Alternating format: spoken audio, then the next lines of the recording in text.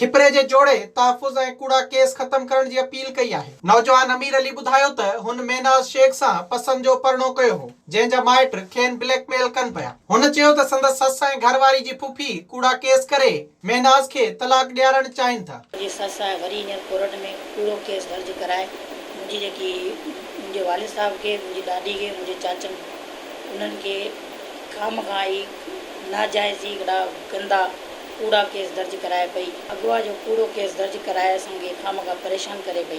मेहनाज़ शेख चयो त संदसि घर भाती मुड़ुस मथां कूड़ा इल्ज़ाम मड़े तलाक वठी ॿिए हंधि शादी लाइ ज़ोर भरीनि पिया। चवनि पिया तलाक वठी तूं असां वटि अच वापसि। आउं नथी वञणु चाहियां, आउं हिते ख़ुशि आहियां। हाणे ग़लति बयान पिया ॾियनि, नेठनि ॿेटनि ते केस करनि पिया कूड़ा। इहे सभु ॻाल्हियूं पूरियूं आहिनि। असांखे उन्हनि सभु तहफ़ुज़ ॾिनो वञे। जोड़े मुतालबो कयो त कूड़ा केस ख़त्म करे खेनि तहफ़ुज़ फराहम कयो वञे। विज़िट कयो अवामी आवाज़ मीडिया ग्रुप जी वेबसाइट awamiawaz.pk